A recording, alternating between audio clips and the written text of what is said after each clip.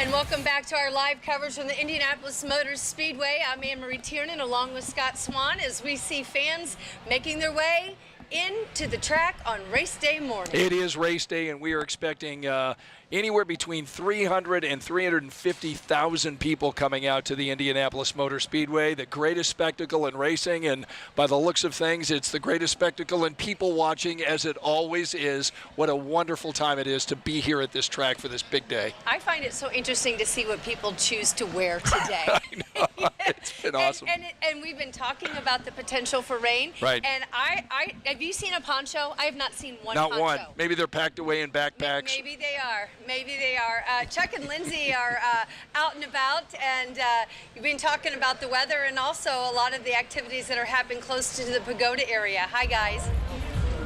Hey, Anne-Marie, and yes, we do. We've got you covered. Ponchos, umbrellas in the event of no lightning, extra socks. Right. We've got you covered over here. So we are all ready, and we hope you are too, because, you know, this is going to be such a historic day. We want this race to get in. Not only does Team Penske have the first 3 rows of drivers with that magnificent qualifying speed by Scotty McLaughlin, but we got this thing in back of us, this 2024 Corvette E-Ray, the Chevy, the official partner of the Speedway, and they are going to debut this, so we really want to see all this, and we really want to see a race today. Yes. And maybe we will. We'd really like it to stay like this Yes. all day. Sky's clear. Temperatures are currently in the 60s as they have been. Might drop off another degree or 2 for a morning low temperature before we start to recover. So we will see increasing clouds, but it does look dry until this main primary cluster of storms that we've been talking about back in St. Louis eventually move in. And so Angela Buckman's in the studio today watching this very closely. Angela, Doug Boles had this 6:45 press conference. He's going to have another one shortly. And everybody's watching you for the arrival time of this rain and thunderstorms today. Chuck and Lindsay, arrival time still looks to be in that window of 11 a.m. and 1 p.m. So we've got you covered. The good news so far, threat of severe weather mainly south of central Indiana. The bad news, what we're watching near St. Louis is coming our way. A closer view will show you the heavy rain coming out of Peoria on this northeasterly line. That moves towards Chicago and northwestern Indiana. We're concerned with what's in St. Louis now. Some heavy rain, some lightning, and some stronger wind gusts. All of that expected to track northeast over the next several hours. 8 o'clock tomorrow, 8 o'clock this morning, we're in the clear. This is 10 a.m. leading edge in the western part of the state, and then between 11 a.m. and 1 p.m. we expect what's in St. Louis now to impact central Indiana with heavy rain, perhaps some lightning, perhaps some strong winds. Expecting this first wave to be just below severe limits, at least right now, that's the thinking. And then it moves out and we do get into some dry time this afternoon and early this evening. So we'll continue to keep you weather aware as we remain under the threat of severe weather today. All right, Angela, thanks so much for keeping us weather aware. We are joined by the busiest man at the Indianapolis Motor Speedway, Doug Boles. It's always a tradition to talk to him on race morning, isn't it, Ann? Yes, and this one is a little bit different because of the weather story in addition to all the other stories that you're dealing with here on race day. Have you had any sleep? No sleep. This was a definite sleepless night. Took a shower about 3:30 or so I could get myself ready to get over here. But we had our last weather briefing as a team a little after 11 last night, and then we had one at 4:45 this morning. I've got a tradition of hanging out with some guys at 1A that sing back home again in Indiana right at midnight, so do that, and then we walk through the neighborhood checking in on people. If I slept for a little while, I'd be terrible today. I have to, I have to keep going. So we know that there are people just now tuning in that are just waking up and hearing about the weather and obviously very interested in the race.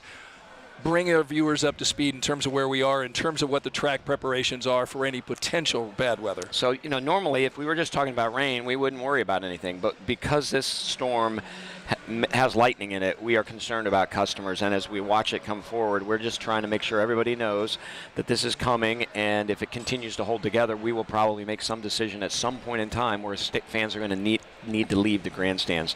So I'm just asking fans to continue to watch the weather, know what's going on. If you're still at home, hang out, Don't hurry to get here. If you're here, just continue to keep up with what's going on. Our social media channels will let folks know.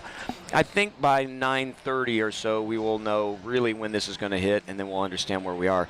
What I don't really want to do is have everybody show up and then turn around and have to have them leave. And this is not an 8-minute or an 8-mile thing like we're used to when we go to a soccer game or lacrosse or whatever.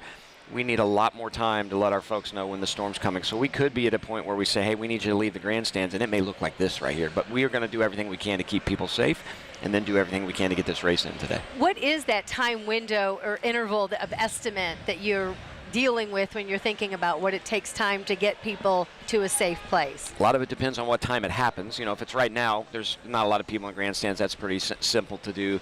As we get closer and closer, there's more people here, so we need to give them more time. And why we really want them paying attention is we are a mile long by a half mile wide, and people park a mile from the facility.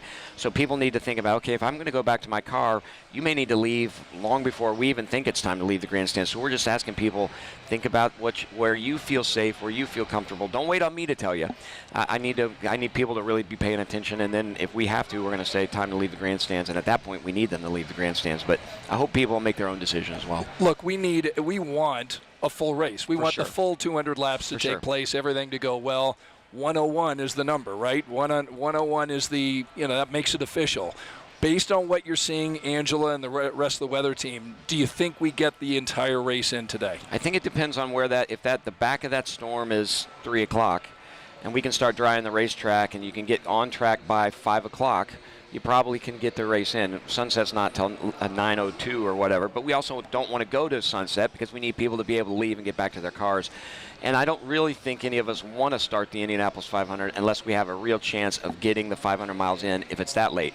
If we were able to start and run part of it now, we could do that. But I think if we get into the afternoon, we're probably going to, in that 4:30, 5 o'clock range, is probably maybe a little after, but you don't want to start it much after that. Really do want to clarify something for fans. If you're talking about going back to your car, would they be able then to re-enter the speedway? So we absolutely. Today, in a situation like this, we don't normally have pass outs, but in a situation like this, if people feel safer going back to their car, go back to your car, and we'll just re-scan you when you come back in. You go through the cooler check and do that all again when you come back in, but we will not force people to say, oh man, if I don't leave, I'm not going to get back in. So we'll definitely let people go back in or leave and come back in. And with a crowd of 300,000, I think I've heard you say you have 10,000 employees on staff. So it is a massive undertaking to organize this big event today. For sure. And two other things that people forget, when lightning comes, it's not just us wanting everybody to be safe here. We have to make sure those 10,400 employees are safe. All the officers that are in intersections have to be safe. So everything kind of shuts down and traffic will stop and all those things because we're trying to keep folks safe. So there's just a lot of patience that'll be needed if we get in that situation. All right, Doug Boles, a very busy day, hour by hour. The story could change a little bit. Dustin Grove is along the Yard of Bricks right now. Dustin, what do you see there? Hey, good morning, Anne-Marie and Scott. We are in the middle of what will be the action today. We are in Pit Road here at the Speedway, where you can see the pace car right behind me. We're going to give you an up-close and personal look at that pace car coming up in about 25 minutes. But right now, much of the action so far has been getting all of these pits, these areas ready. In fact, they've been rolling in the tires. They're going to go through, about 5 or 6 sets of tires through this race. So you can imagine how much prep goes into putting everything in place for all 33 of these cars in this field of 33. A lot of the other action here in this area this morning has been getting the platform ready. This is what they call the lift. This lowers down to the pavement level, and then the winner of the Indy 500 will drive onto that platform and it will lift up, and that is where he will be drinking the milk and giving that victory interview at the end of the race. It's also where a lot of the other pomp and circumstance takes place. So we are getting ready here along Pit Road. Lots of excitement and anticipation here on hopefully what will be a full race day ahead. Back to you, Scott and Anne-Marie. All right, Dustin, thanks so much. Look who has joined us here, perhaps the most second busiest person after Doug Boles would be our very own Dave Calabro. Yeah, boy, you've got a big day, don't you? Hi, you guys. Merry Christmas. It is like Christmas Day, isn't Merry it? Christmas. It's good to see you guys. Yeah, I'm so excited. I was just coming in and just to see people camping and hanging out and grew up just down the street here, so this is the sandbox, you know what I mean? So we're back in the toy sandbox. And this is my 39th year doing the announcing here. Oh, That my is incredible. goodness. I know, right? I'm only 18, so just do the math here, and 32 years with you guys on Channel 13. So Yes. this is a lot of fun. So we've done this rain dance a million times. Right. So if you're at home trying to figure out what to do, you know, got to make your own decision. Like my family, they're probably going to come and hang out in the car and eat some extra fried chicken and eat some of those sandwiches and just kind of watch this thing play out, because you know how Indiana weather is. If we get through this first initial wave and then we get a window, I know, for example, I was just in the booth, we're going to try to get the pre-race festivities going as normal, and then we've got a whole point that we'll get to.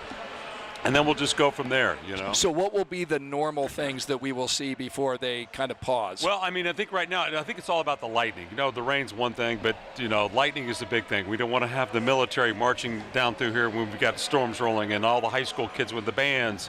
So everybody's just kind of waiting and wondering. I think we'll have another update 9:30, 10 o'clock this morning and get a real feel for where we're going here. I just want you to clarify on that hold. So everything pre-race, the race starts at 12. So do you think that maybe it was like we wouldn't start the race at 12? Well, who knows? I mean, right now, who knows how this is going to play out? It's just everybody's scrambling around trying to figure out how it's going to work. But I mean, the way the forecast looks, myself, having hung out here for a million years, I'd be shocked if we get going at 12:30 if the weather rolls in like we're hearing right now. Right, right.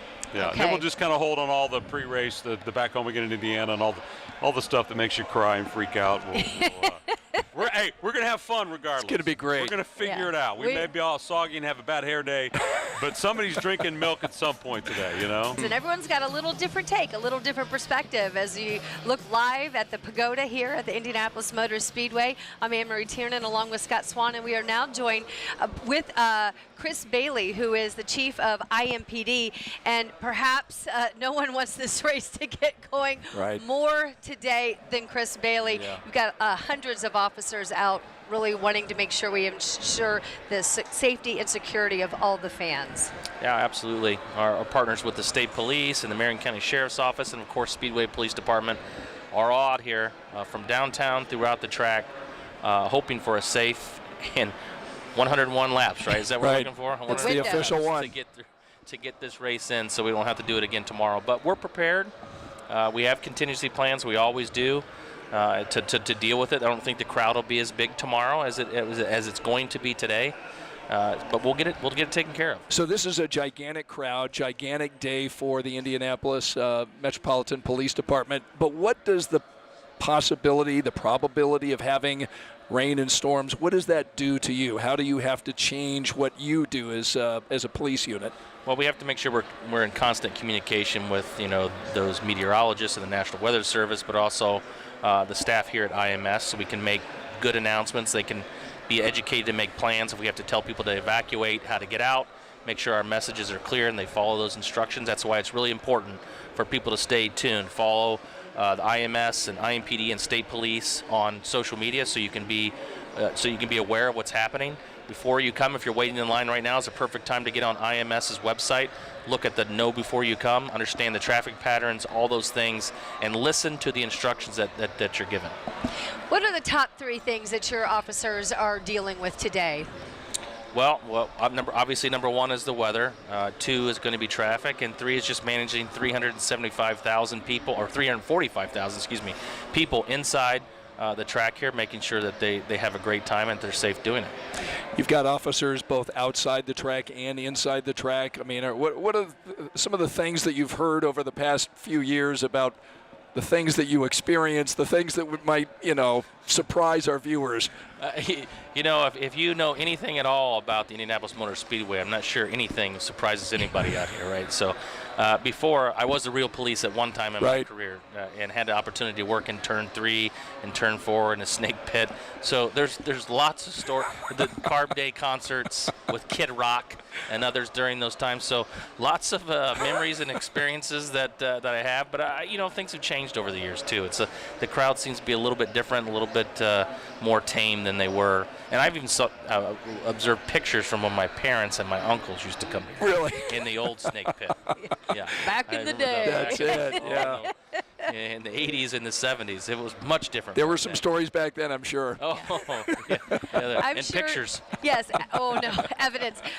I'm sure there's not much that would happen out here that would surprise your officers, but trust that they're ready to handle anything that comes their way. Yeah, we really do have the greatest women and men out there, both our state, federal partners and local partners that are here making sure everyone's safe. So I'm really proud of them.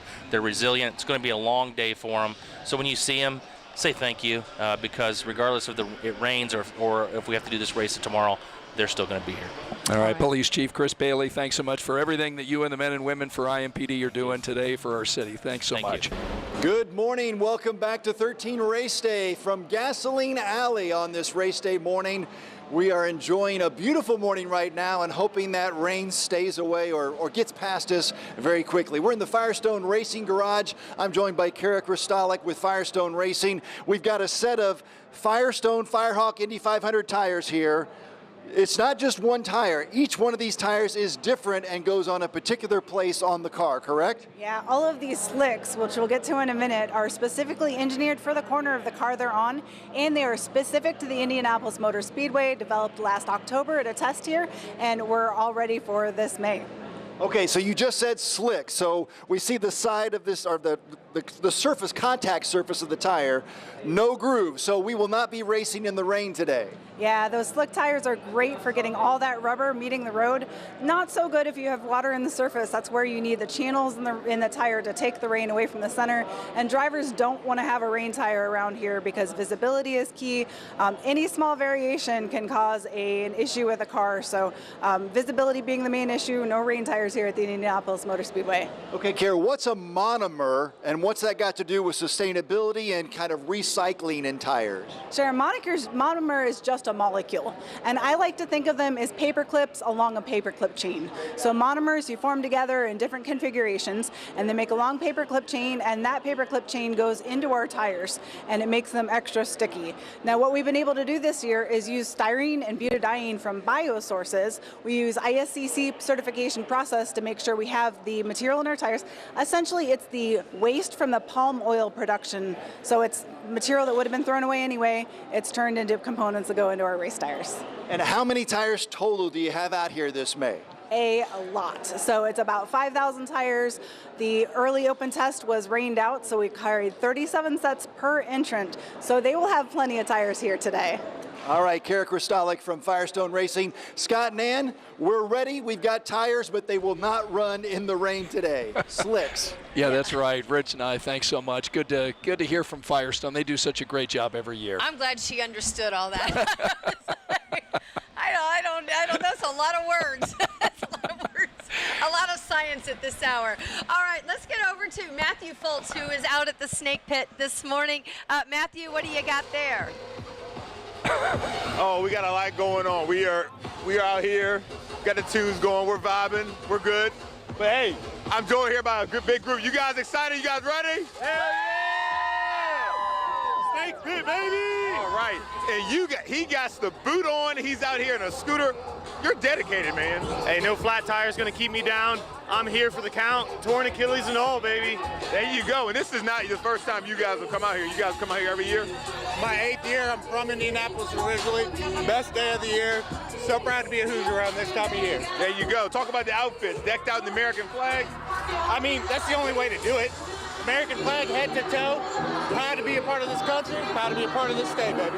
There you go. We know this year the weather is a big factor this year in the race. Did you guys prepare for the rain, or you guys say screw it? Absolutely not. All-terrain tires, baby. All-terrain tires. Did not prepare one bit. If it's gonna rain, let it rain. There you go. Rain's not gonna stop your party. That's right. All right. There's the fire. Well, guys, cheers. I appreciate it. You guys have a good time. Be safe. Happy race day! Woo! There you go, Anne Marie and Scott. Lots of fun out here. We're gonna keep letting the good times roll, and we'll check back in with you guys soon. All right, Matthew.